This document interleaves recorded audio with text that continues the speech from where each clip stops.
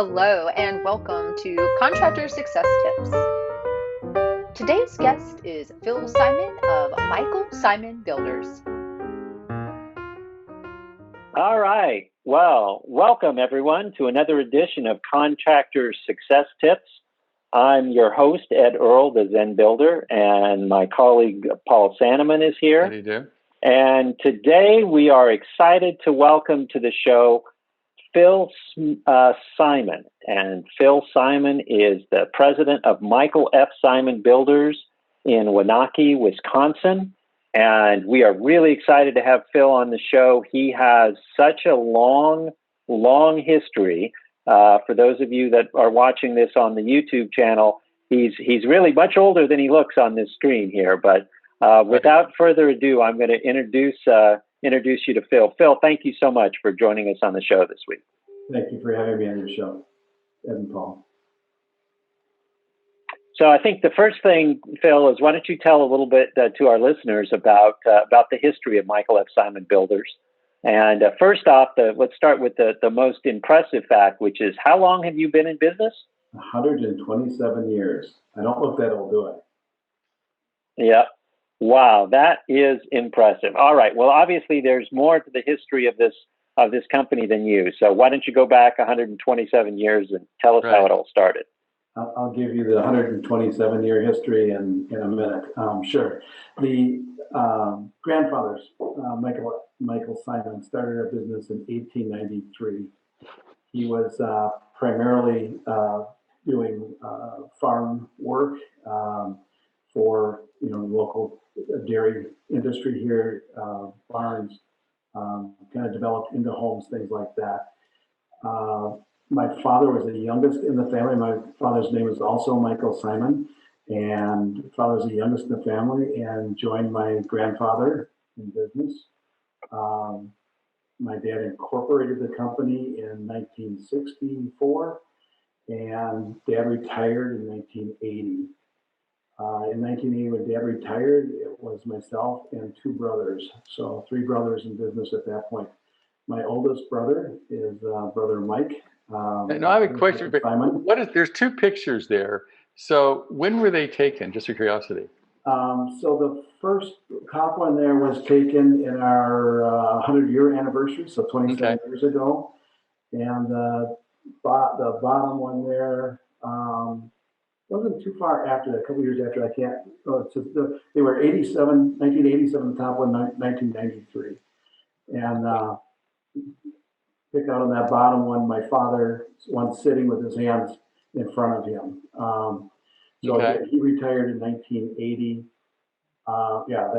That'd be my father, Michael F. Simon, and he incorporated the company in 64, and that's where the name came from. Okay. When dad retired in 83, oldest brother being Michael P. Simon. If you, in that picture, right up over my dad's left shoulder, as we're looking at the picture, would be my brother Mike. And over his right shoulder would be my brother Pete. And I'm in the middle. Right. That was a long time ago. Don't have quite as much hair anymore. But my brother Pete and I bought out my brother Mike 22 years ago. And Peter, 15 years ago, had a health issue, an aneurysm, and was never able to come back to work. So I was blessed 11 years ago. My son Paul graduated from the University of Wisconsin in construction management and a minor in business, and was able to come on board and help out. As we've been going through the years, I keep having Paul do more and more, so I can do less and less, and life is great. That sounds like a good idea. Now, I have a question, because that's something that most businesses have not been successful at, is transitioning it to their children, because there seems to be a gap between, like you're whatever, 55 or 60 or something, and then your kid's 20 or 30, and there's this gap somewhere. And somehow the child is not have enough maturity to assume the business. How have you bridged that? Because a lot of times there needs to be somebody in the middle, and it seems like you don't need that person. I think I give that credit back to my father. Basically, when, I was growing up, obviously much younger than my older brother, we all knew, everybody in the family knew that the opportunity would be there. If you wanted to be part of the building company, you could be part of the building company. But if you didn't want to be, you didn't have to be, and he would, stand behind you and be fine, if you decided a different career. And so I saw that worked very well in our family. Two sisters elected not to come into the business. The three brothers did. And so kind of did the same thing with Paul and said, basically, if you want to do something else. Of course, he was working just like I was from knee-high summers, when other kids would go on spring break in the spring, we'd be working. So you kind of got indoctrinated into it. And the more you did it, the more you enjoyed it. And so, again, Paul went to school for it, wanted to be part of it. And so it just kind of fit naturally for him to come in and do it.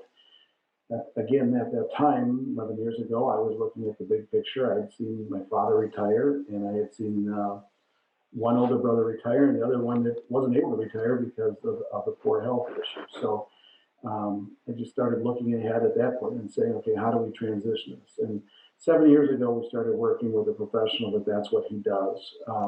So, stop for a second, Phil. So you'd suggest that as early as 7 years before you plan on exiting, you need to bring in a consultant. I mean, we do that, other people do that in the transition process. It isn't something you say, oh, hey, next year I want to retire. Let's hire a company and bring them in and see if they can pull it off in a year, right? I've been doing this 40 years now, and I've seen so many trade partners that work for us or other builders where they don't plan. And then all of a sudden it's time to retire for whatever reason, might be health or whatever, but we're supposed to enjoy the golden years. And it just seems like, there's some issue that comes up that they really can't end up coming back to work. It doesn't work. And so again, seeing it successfully work in our family with one brother and father, I wanted to make sure it happened. And so yes, 7 years ago we started working. And at that time, that professional brought in our accountant, our attorney, and I'm missing somebody else, but it was basically sit down and talk about here's the long road plan. And so we started working at it gradually. Again, remember at that time Paul had just been coming on, and so again was getting him into the position here, leadership position. Sometimes it's harder for your current employees to take direction from the younger generation. Right. And so it was really starting small, bite-sized pieces, letting him earn that respect from the rest of the team. So you would say if you're bringing somebody in, like lots of times people don't have the son that wants to take over, they just have to bring in somebody from the outside. So you'd say if you're going to retire, you can bring somebody from the outside who's going to be the heir apparent as early as 7 years before you actually plan to exit this business, right? Right. And again, it's just they're going to understand the way things are operated, all the ins and outs of it. And again, understand that younger generation coming in, they've got new ideas, much more efficient than what, we have so many improved systems since Paul started working for the company compared to what we had before he came. So, but again, it's even like, let's talk about our project managers. We don't hire for a project manager position. We will hire, if somebody comes in and they want to be a project manager, we'll hire them as a carpenter first. We want them to learn our systems, the way we do things. We want them to learn who our trade partners are, what the strengths and weaknesses of those trade partners are, before we throw them into the position of being a project manager. So they'll start out as a carpenter. They can, in as quickly as 6 months, transition into a project manager. But again, we won't hire for the project manager position. We want them to get used to that. Right. And speaking of those systems, Phil, what kind of systems like project management software do you use? What systems do you have in your business? We use UDA for that, and it's basically, that's such a huge system. It's capable of doing so much, and we're just scratching the surface. We really use it for scheduling. Okay. So I'm just curious, how do you get your work? I mean, what do you do for marketing? I mean, you've been there a long time. I'm sure that really helps, but what do you do to keep your business going? We've tried everything, you name it, TV, radio, direct marketing, just about everything. And really, we've been blessed with word of mouth. Paul, again, tracks everything. That's just what he does. And so where do the leads come from? So basically one of our first questions when we qualify a telephone call that comes in is, where did you get our name? And what's really neat is we are averaging right now 40% of our business each and every year comes from repeat business. So it's either it's either a family that we built for 20 years ago, and now they want to downsize. And honestly, they typically don't downsize. They're building about the same size, just a lot nicer. Or it's a son or a daughter of someone who built for 20 years. Mm-hmm. So again, 40% of our business each year is that repeat business, which is great. I mean, But what's your volume? Just to help our audience, how big? What's your volume? 7-8 million. Okay. And what's your average size project? We do both new homes and remodeling. Our new homes probably 750 to $1 million. Mm-hmm. Remodeling is, we'll have a lot of them in the 50 to 75,000, and we'll typically have 2 projects going that are in the 500 to $1 million range for right. And so and as you said, 40% of that comes from past clients. Where's the other 60% come from? Friends of those. Typically, our typical client is a business owner. So we also do development work as well besides the building and remodeling, and we will buy a chunk of land and put 10 lots in. We've got one subdivision right now going that was only a 10-lot subdivision. 5 homes are up and built and finished, and we're in the process of number 6. And we've got offers on the remaining 4 lots, and we're either in design or estimating on those. Now, how do you mix development, custom homes, and remodeling? Some people would say they're like, apples and bananas. They're different. So how do you get a system that encompasses all 3 of those business models? Again, it's something that was happening here before I came. We've always bought farms and developed them in the area. So it's just natural to learn that part. To try to be recession proof, having the diversity of the remodeling, the light commercial, even we've done churches, warehouses, truck terminals, you name it. But having that diversity really helps through the years weather the recession storms. Again, when new homes was down, and there was a period there we didn't do a new home for a year and a half, 2 years, and it really relied on the remodeling and the light commercial. So it's, I can see this year was a lot of remodeling, and see next year's going to be mostly new homes. So. Mm-hmm. And so again, you said you've tried it all. Do you do social media? Do you do radio, television? I mean, what is your actual marketing your outgoing marketing that you do? So currently, it's primarily the social media.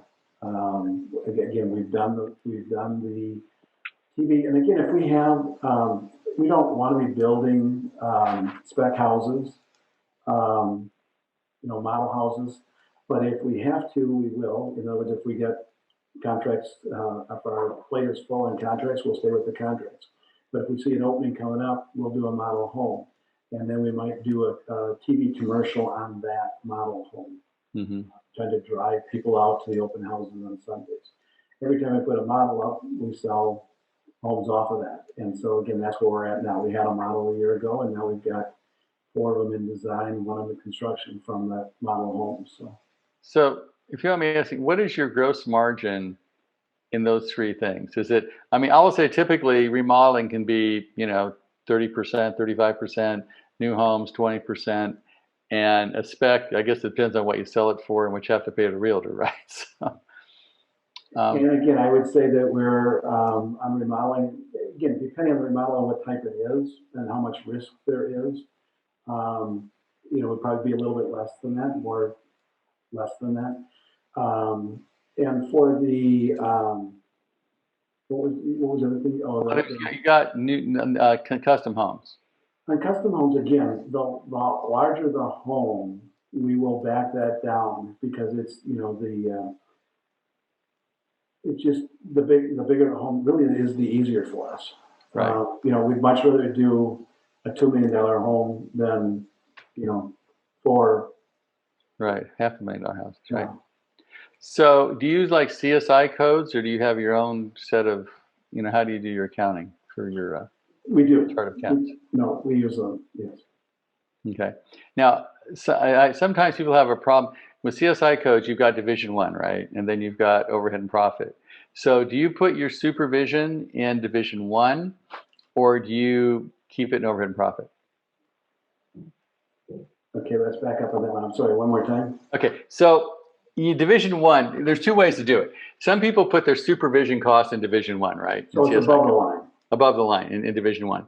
Other people put their project management in overhead and profit, and it's just a strategy. So I was just curious, do you put your supervision in Division 1 above the line, or do you put it in overhead and profit? It would be in the overhead and profit. Okay. And so, and do you do any cost plus, or is it all fixed cost? What's your typical business model? We get asked to do cost plus and really try to discourage it. When we've done it, again, it's just, you don't know where it's going. Again, people, when they start picking stuff out, they want the best of everything. And if there isn't a fixed cost on it, then they tend to pick the best of everything. And then it gets to be towards the end where, they're running out of money. And so Right. for us, that fixed cost is the best way.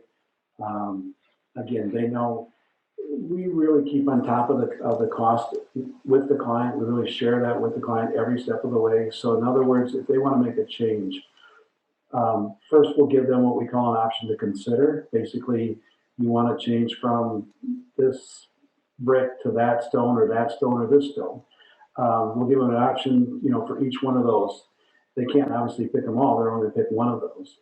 Once they said yes to this one, then we will go ahead and add it to the next change order. But in our change orders, start with here's the existing contract amount, here's the changes that you've authorized, and here's your new contract amount. So they're never wondering where they are dollar-wise in the project. Okay. It's never a surprise at closing. And again, that's just something we've learned through the years. You hear the horror stories about people coming to closing and not knowing that there's right. 40,000 due. We just don't have that because every time they add something, they sign off on it. They know what it's doing to the contract amount. Right.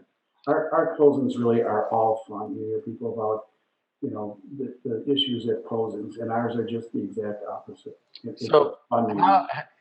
How often do you end up on time and on budget? Just curiosity.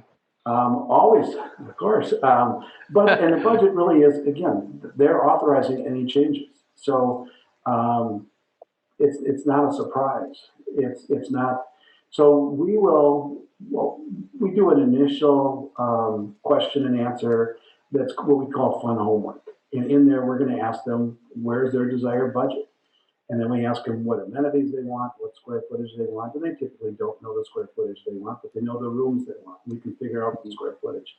And then we kind of do a balancing act. We come and say, okay, we compare it to a three-legged stool. One leg is the amenities, one leg is the square footage, and one is the budget.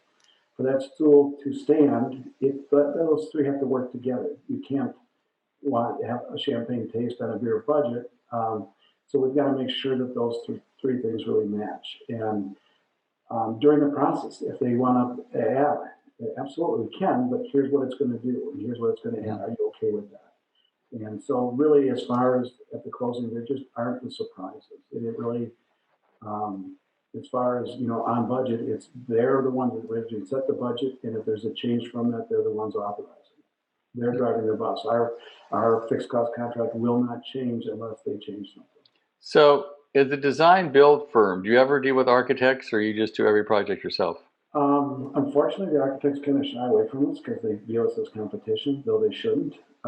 We do get about 1 to 2 architects' plans a year that come in, and it's never here, build this for us. It's always, here's the issues we have. We're over budget.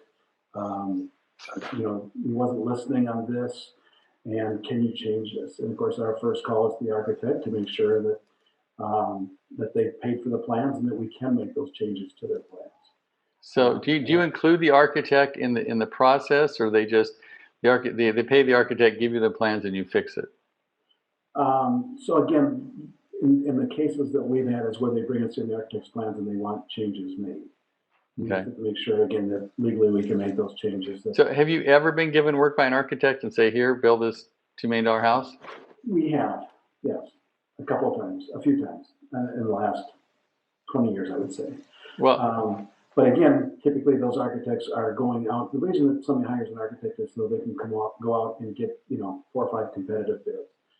We're with that 40% past customers. We just don't have time to go out and be bidding architects' plans.